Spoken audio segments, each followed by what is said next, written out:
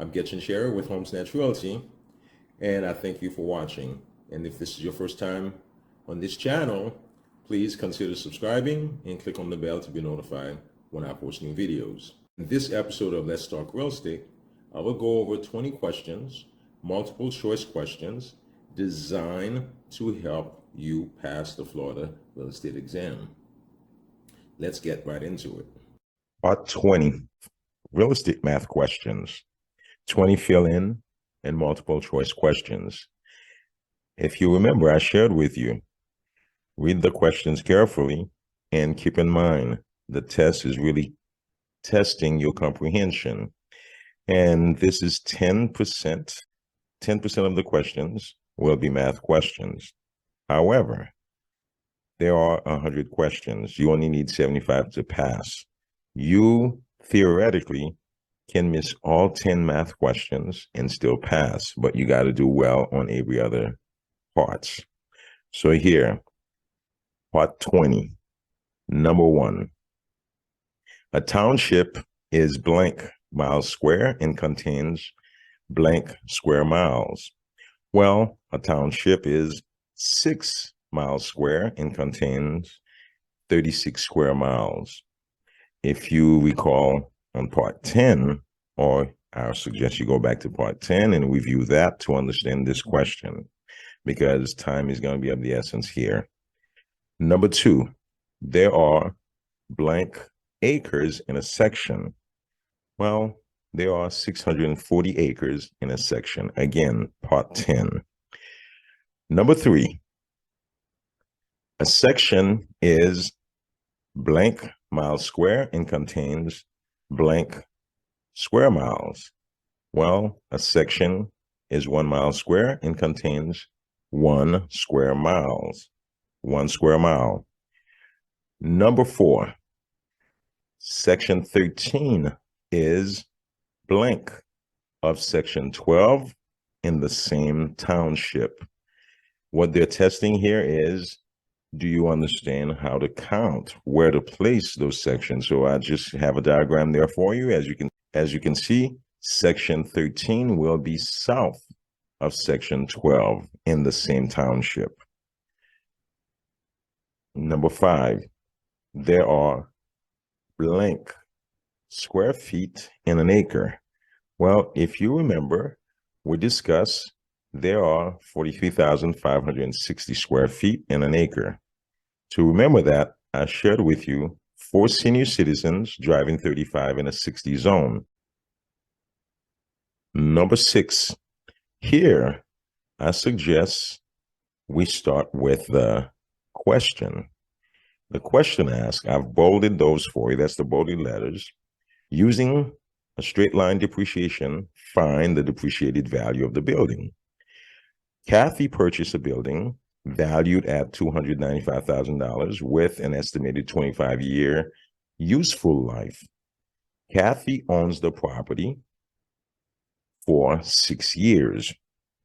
Using a straight line depreciation, find the depreciated value of the building. Well, to do so, we have some formula we have to consider. First formula is costs divided by expected life times years owned equals actual depreciation. So here, the value of the property, or the cost of it, is $295,000. You're going to divide that by the expected years, which is 25 years, and you're going to multiply that by 6 years. That's the years that she actually owned the property. You will come up with an answer of $70,800. Formula 2 is the cost minus depreciation equals the building value. So here, the cost was $295,000 minus $70,800. That will leave you $224,200. So the answer would be B. That's the answer. I underline all the relevant parts. The value of the building, $295,000. And it has an estimated useful life of 25 years. And they're asking you to use a straight line depreciation if she owns the property for 6 years. Number 7, the income generated by a property is $20,000 and the rate of return is 10%. Here, the question is, what is the value of the property? If you understand, if you remember the formula, ERV, if you have income divided by rate times value, if you cover what they're asking you for, then you will understand that the formula would be income divided by rate. So if you cover the V, which is value that we're looking for, it's income divided by rate. So here the income is $20,000 divided by 10%, which is the rate. Then the value of the property would be $200,000. That would be answer D. Number 8, a tenant paid rent of $450 on the first of the month when it was due. The property sold on March 12th, and the day of closing belonged to the seller. What is the amount of rent proration, and how should it be entered on the closing statement? So here we know the tenant paid $450. The owner, the seller, collected that money, and the day of closing, which is March 12th, belongs to the seller. So the formula is number of days in the month minus the seller's number of days equals the buyer's number of days. So if the seller owns the property from the 1st to the 12th, so we're going to subtract 31 minus 12, that would leave us 19 days. So of all the 31 days, the buyer should get credit for 19 days.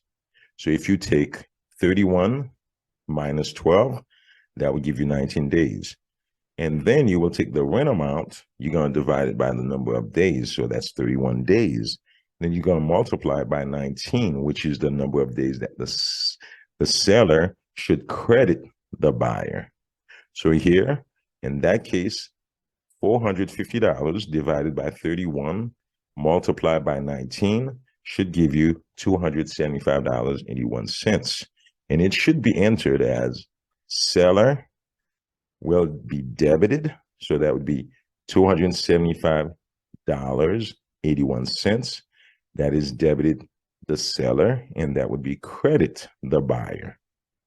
Because if you understand, the seller collected the full amount, but she was only the owner for 12 days. So from the 13th day to the 31st day, the buyer becomes the owner. So therefore, he is entitled to that money. So the answer would be C. Number 9. A property has a value of $240,000 and a net operating income of $30,000. The question is, what is the rate of capitalization? In other words, what is the cap rate? In this case here, you will remember ERV, I divided by rate times value. Again, if you take that formula and you cover the R, you will see it is income divided by value. Income divided by value is your cap rate. So in this case, the income is $30,000. The value is $240,000. So that would give you a 12.5% cap rate. Always remember, I put a little note for you. To find ratio or percentage, you're always going to divide. 99.999% of the time, you're going to divide a lower number by a higher number. To find the ratio or percentage, you're going to divide a lower number by a higher number. Number 9, that is the answer, A.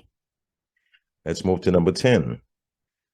A property is rectangular and measures 500 feet by 640 feet. The question is, how many acres does it contain?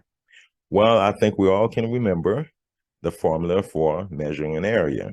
That is length times width.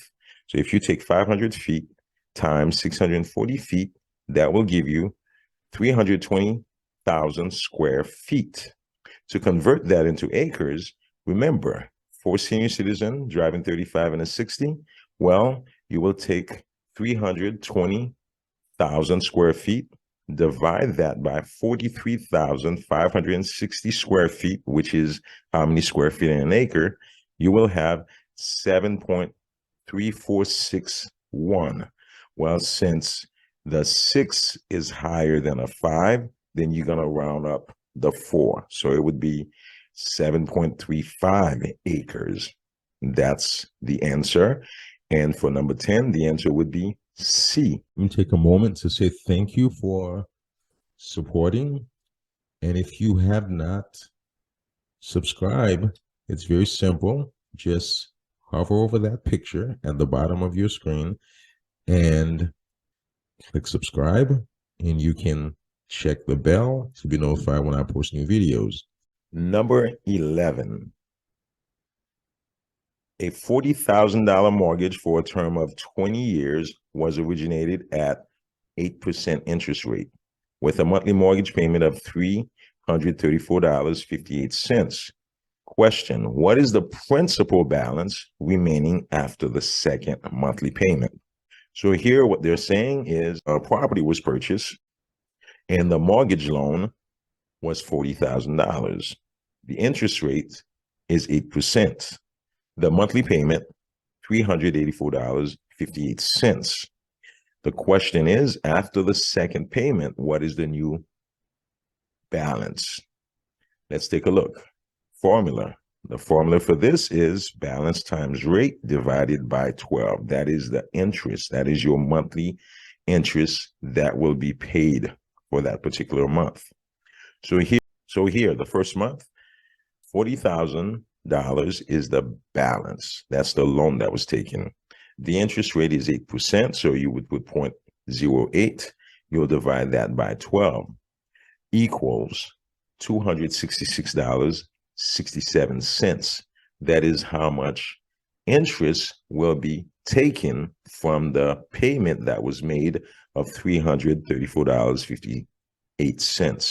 $334.58 minus $266.67 will equal $67.91. That's the portion that will pay down the principal balance. So a person makes a payment of $334.58. $266.67 of that amount goes towards paying the interest. So therefore, you will subtract the remaining, which is $67.91 from the $40,000. That will leave you a balance of $39,932.09. Second month, same thing. Balance times rate divided by 12. So here, the new balance is $39,932.09 times 0.08 divided by 12. You will have a principal payment. You would have an interest payment of $266.21. Remember, the payment that was made was $334.58 minus $266.21 equal $68.37. That will be paid to the principal, towards the principal. So now you have a balance of $39,932.09. You subtract $68.37 from it. Your new balance will be $39,863.72. That is your new balance. That is answer B. Number 12, if the price of a lot is $9 per square foot, how many square feet are contained in a lot that sells for $27,000.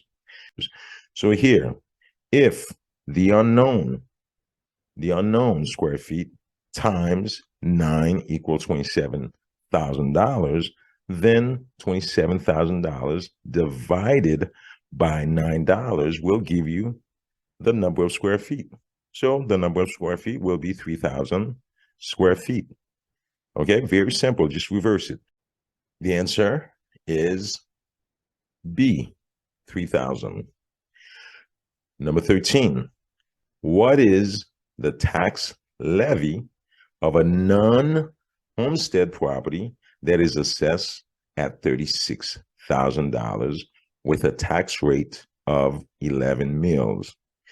Well, the key here is when you hear non-homestead, that is simply telling you there are no exemption. If it's not a homestead, it does not get any discounts. The formula is assessed value times the tax rate equals the tax levy. So here, you're going to change 11 mills into decimals. To do that, you will move the decimal point 3 places to the left. So 11 mills will equal 0.011. And you take $36,000 multiplied by 0.011. That would give you a tax amount of $396. So that would be the tax levy. So the answer will be D, $396. Number 14, a property has an annual taxes of $450. The date of closing of October 12th is charged to the seller. Using the 365-day proration method, what is the amount of tax proration and how should it be entered on the closing statement? So here, we know the taxes are $450. The day of closing is October 12th, and that is charged to the seller. So from January 1st to October 12th, the seller is responsible for those days. So let's do the math real quick. So from October 13th until December 31st, the buyer is responsible. So that would equal a total number of 80 days.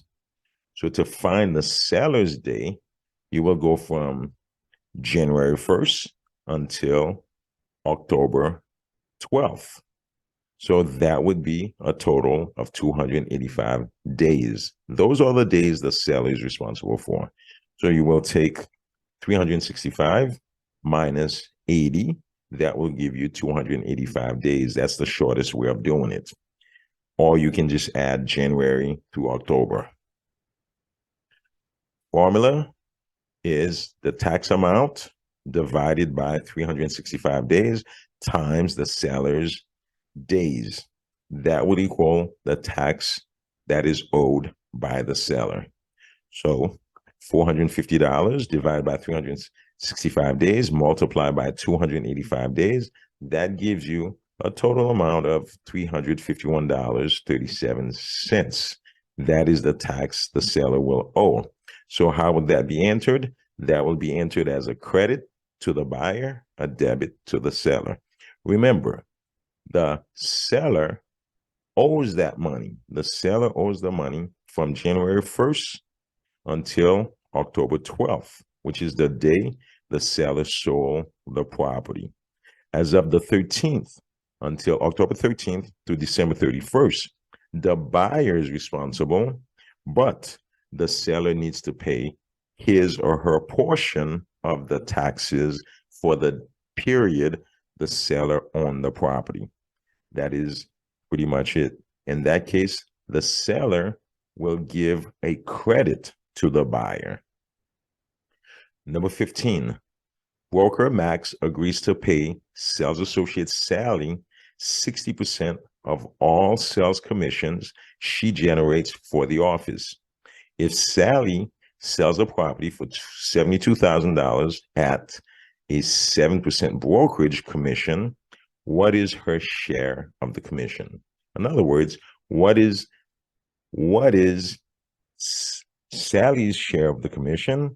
if she sells a property for $72,000 at 7% commission rate, but she splits that commission 60-40 with her brokerage. Formula: sales price times commission rate equals the brokerage commission. So $72,000, that's the sales price, multiply by 0.07, that would be $5,040. That's the total commission the brokerage will get. Now, to calculate Sally's shares, well, we will take the $5,040, multiply that by 0.60. That will give you $3,024, which is Sally's share of the commission. The answer would be B. Number 16.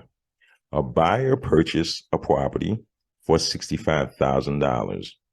A lending institution loaned the buyer 80% of the purchase price and charge a discount of 4 points. What is the amount of the discount paid? Again, what is the amount of the discount paid? Well, if you remember, the formula is very simple. Each point equals 1% of the loan, and each point yields 1/8% to the lender. So here, how would we do this math? Well, the formula would be sales price times LTV ratio equals the loan amount. Well, we know she purchased the property for $65,000, but the loan was only 80% of that amount. So you will take 65,000 times 0.8. That would be 80%. The amount would be $52,000. That's the loan amount. And then you will take the loan amount of $52,000, you will multiply that by 4%, which is 0.04. Well, the discount rate in that case would cost the person $2,080. That's how much the buyer would have to pay to buy down the discount by 1/4 point. The answer would be C. The answer would be $2,080. Now, let's move to number 17. A property sold for $90,000 and has an 85% mortgage. Question: what is the total amount of the state documentary stamp tax on the note and intangible tax on the mortgage? So here, what they're asking is you're looking for the taxes that the buyer will pay for the loan. Remember, she bought the property for $90,000. However, the loan amount was only 85% of that. So let's figure it out. So sales price times the loan to value ratio, which is the LTV, equals the loan amount.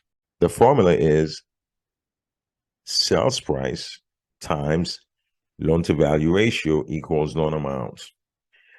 $90,000 times 0.85, that would equal $76,500. That is the loan amount. The loan amount divided by 100 times 0.35, that would give you the tax on the note. So here you will take $76,500 divided by 100 times 0.35, $267.75. That's the tax on the note. Remember, the tax on the note is 35 cents per $100 of loan amount. So if I borrow $67,500, I will have to buy 7,650 tax stamps. Each of those stamps will cost me 35 cents. So if I take 76,500 divided by 100, and I multiply that by 35 cents, that will be $267.75. That's the tax on the note. But the question also says, how much is it for the intangible tax? Well, the intangible tax is 0.002 per dollar of loan amount borrowed. So if I borrowed $76,500, I will multiply that by 0.002. That will give me a total of $153 that I will pay for the intangible tax. And then I will add those two. I will add the note tax plus the intangible tax. That will give me the total tax I will pay. So $267.75 plus $153 equals $420.75. That's it right there. The answer would be D. Number 18, an investor purchased a property for $350,000. The investor made a cash down payment of $150,000 and obtained a mortgage for $200,000. The effective gross income of the property is $67,000 and the operating expenses are $25,000. Question is, what is the loan to value ratio? Well, this is a good example of where they will give you extra information. And when you see those kind of questions, you should expect an additional question to cover the other half. So here, what is the loan to value ratio? Well, the loan to value ratio is only discussing the loan amount compared to the value. So that's all we need right there. So the formula is the loan amount divided by the value. Remember, whenever you're looking for a ratio or a percentage, you're going to divide a lower number by a higher number. In this case, the loan amount is lower than the value. So you will divide $200,000 by $350,000. That will give you a ratio or a loan to value ratio of 57.14. The answer would be B, 57.14%, because that's all they were asking there. Number 19. Now, based on the information in the previous question, what is the operating expense ratio? See, now they're using the other portion of the information that they gave you. If you remember, an investor purchased a property for $350,000. The investor made a cash down payment of $150,000 and obtained a mortgage of $200,000.